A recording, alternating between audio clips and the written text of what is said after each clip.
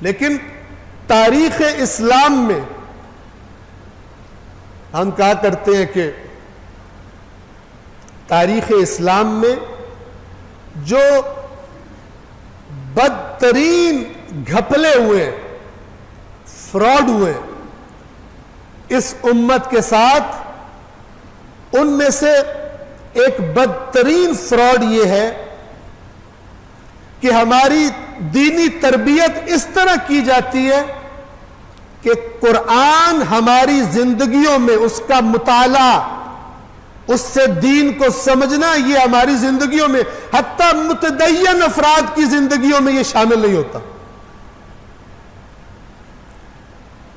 ایسا راسخ کر دیا گیا ہے ذہنوں میں عام آدمی کے کہ قرآن میرے لیے نہیں ہے۔ ہاں میرے لیے ہے، چومنے کے لیے ہے، ثواب لینے کے لیے ہے،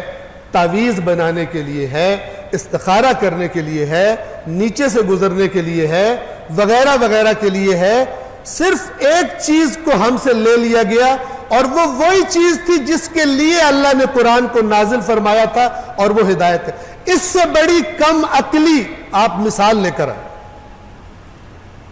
اس کتاب کے ساتھ اس سے بڑی خیانت کا آپ مثال پیش کریں، کسی اور کتاب کے ساتھ یہ خیانت کی گئی۔